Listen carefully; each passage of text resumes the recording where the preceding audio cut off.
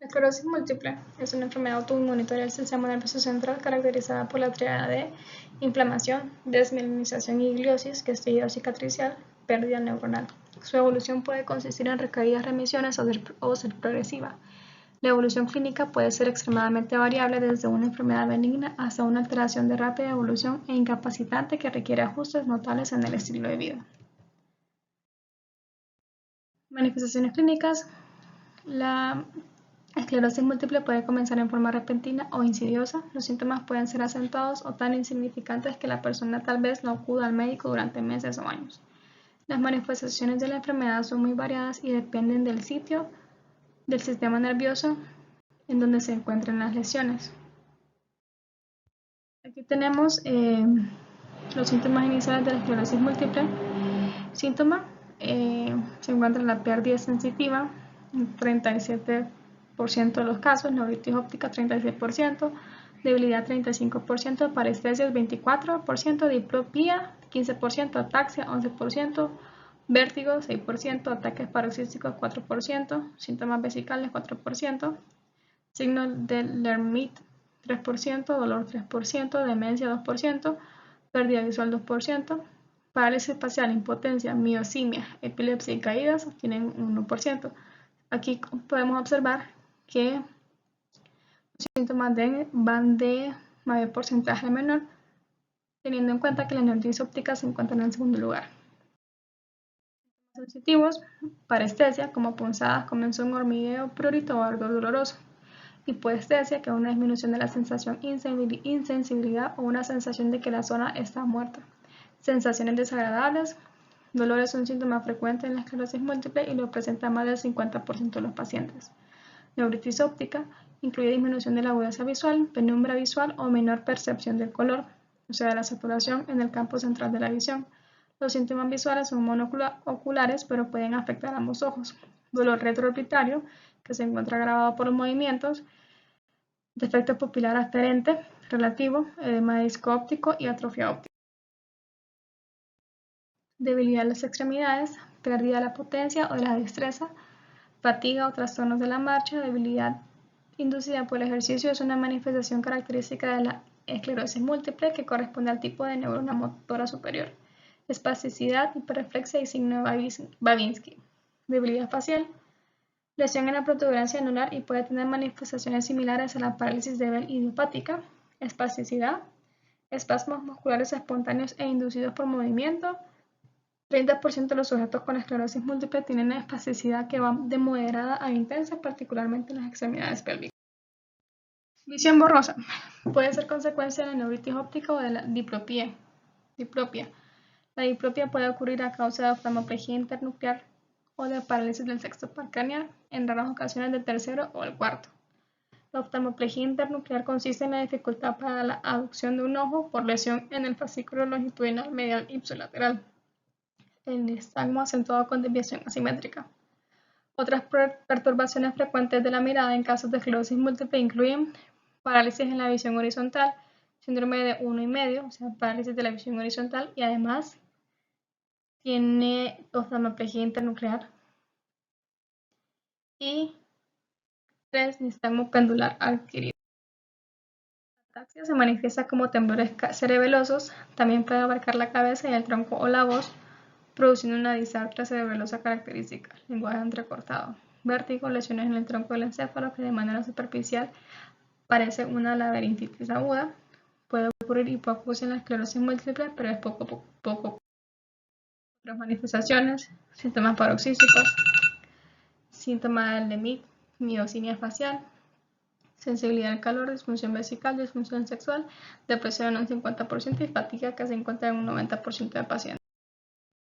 De la enfermedad, tenemos la esclerosis múltiple recidivante o remitente, comprende el 90% de los casos de esclerosis múltiple al inicio y se caracteriza por ataques discretos con evolución de días o semanas, rara vez de horas. La esclerosis múltiple progresiva secundaria siempre comienza como una esclerosis múltiple recidivante. Sin embargo, en algún punto de la evolución clínica de la forma recurrente cambia, produciéndose un deterioro continuo de las funciones, sin relación con los ataques agudos, que pueden continuar o cesar en la fase progresiva. Este tipo de esclerosis origina un grado mayor de discapacidad neurológica fija que la remitente. Esclerosis múltiple progresiva primaria, alrededor del 10% de los casos, las personas no experimentan ataques sino un deterioro funcional constante desde que inicia la enfermedad. La distribución por género es más equitativa en esta. La enfermedad inicia en etapas avanzadas de la vida, una mediana de edad cercana a los 40 años, y la incapacidad se desarrolla con rapidez, al menos con respecto al inicio del primer síntoma clínico. Epidemiología es 3 veces más frecuente en mujeres que en varones. La edad de inicio corresponde a los 20 y 40 años, se puede presentar en cualquier momento en la vida. Alrededor del 10% de los casos inicia antes de los 18 años de edad y en un porcentaje menor comienza antes de los 10 años. Los factores de riesgo están muy bien establecidos, que incluyen una deficiencia en la vitamina D, exposición al virus del Epstein-Barr, después de la infancia temprana y tabaquismo. En cuanto a la patogenia, comienza con la formación de lesiones inflamatorias perivenulares donde células T y macrófagos infiltran la sustancia blanca, rompiendo la barrera hematoencefálica pero conservando la pared vascular.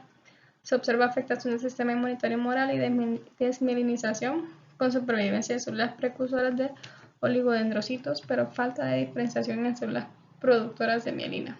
También afecta la corteza cerebral con inflamación, desmielinización y pérdida de axones, contribuyendo a la discapacidad neurológica. Se describen cúmulos ectópicos de linfocitos llamados folículos linfoides que se pueden contribuir a la desmielinización cortical. La inflamación relacionada con la infiltración de linfocitos T y B varía entre las etapas temprana y tardía de la enfermedad, siendo más difusa en la esclerosis múltiple progresiva. Eso puede explicar la falta de beneficio de las terapias inmunológicas que no cruzan la barrera hematoencefálica en pacientes con EM progresiva.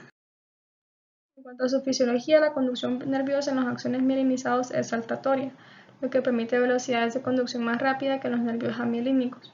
El bloqueo de la conducción ocurre cuando el impulso nervioso no puede atravesar segmentos desmielinizados, pero eventualmente se restablece a medida que los canales de sodio se redistribuyen en el axón desnudo. Este bloqueo es temporal y puede ser influenciado por condiciones como la hipertermia o alteraciones metabólicas. Además, se menciona que puede haber una lentificación de la conducción cuando los segmentos desmielinizados se reorganizan para permitir la propagación continua de impulsos nerviosos.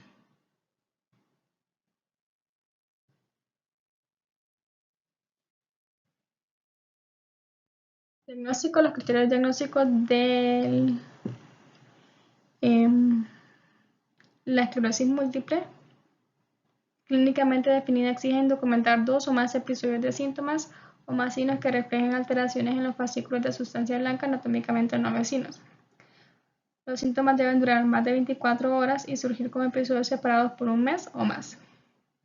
En pacientes que solo uno o de los 2 signos necesarios en la exploración neurológica, el segundo puede comentarse como una prueba normal, como resonancia magnética o potenciales evocados.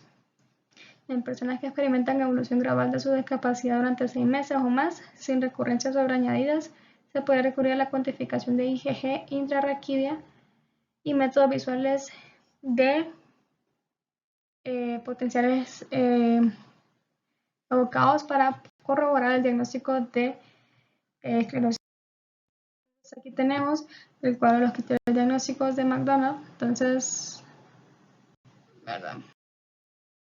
El diagnóstico, la resonancia magnética ha revolucionado el diagnóstico y tratamiento de la esclerosis múltiple en más del 95%.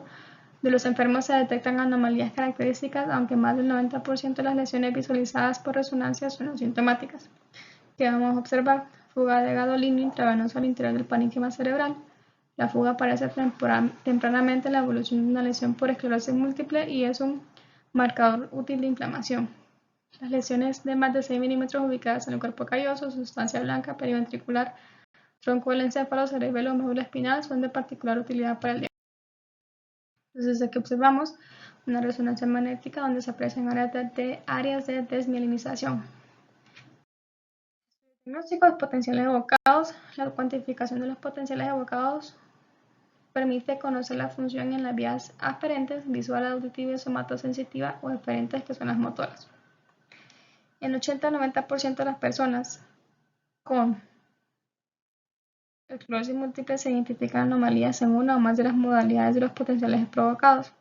Las anomalías en este estudio no son específicas de la esclerosis múltiple, aunque un dato que sugiere desmielinización es el retraso prolongado en la latencia de un componente específico de los potenciales evocados, contrario a una anomalías en el líquido cefalorraquídeo que se identifican en la esclerosis múltiple incluyen pleocitosis de mononucleares y mayor concentración de IgG sintetizada de forma intertecal.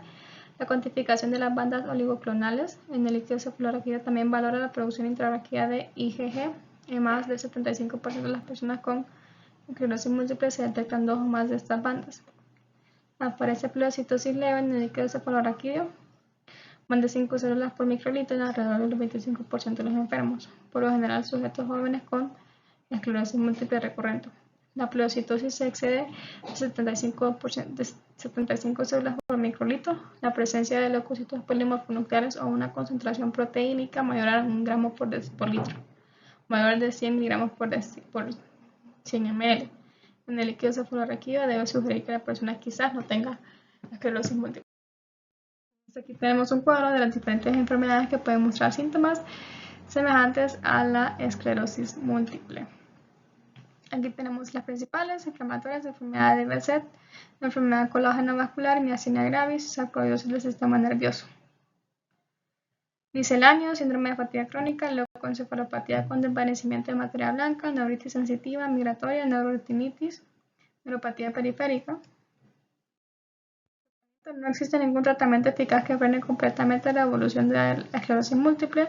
A esto hay que añadir que estos tampoco tienen efectos sobre las lesiones ya establecidas. Por lo tanto, es importante iniciarlo lo más pronto posible antes que aparezcan discapacidades irreversibles. Tenemos el tratamiento de brotes, glucocorticoides, que es la primera línea, vía intravenosa a dosis alta durante 3 a 5 días. Reducen la intensidad y acortan la duración de los ataques. Tratamiento modificador de la enfermedad: reduce el número de brotes y secuelas, así como frenar la evolución de la enfermedad. Aquí tenemos el interferón beta, acetato de glatiramer, natalizumab y mitoxantrona. Tratamiento sintomático: los síntomas asociados a los brotes de esclerosis múltiple tienen una importante repercusión en la calidad de vida y en la capacidad funcional de los pacientes. Rehabilitación: su realización es fundamental dado sus importantes beneficios a nivel físico y psicológico. No solamente mejora el estado general del paciente, sino que también previene las complicaciones y retrasa la evolución de la discapacidad. Debe ir asociado a un adecuado programa de educación tanto del paciente como de los familiares. Muy importante también es adaptar al entorno social y laboral del paciente para conseguir un desarrollo óptimo en las capacidades en las distintas etapas de la enfermedad. Pronóstico: la mayoría de los pacientes con esclerosis múltiple acabarán padeciendo discapacidad neurológica progresiva a los 12 años de evolución. Más del 80% requieren ayuda en la deambulación, aunque el pronóstico de cada persona es muy difícil de valorar. Sí que existen unos signos que se asocian a un curso más desfavorable: edad mayor a 40 años, síntomas iniciales que son motores, cerebrosos y trastornos del esfínter, episodios frecuentes durante los primeros años de la enfermedad, breve intervalo entre los 2 primeros ataques, remisiones incompletas y una progresión rápida de la enfermedad.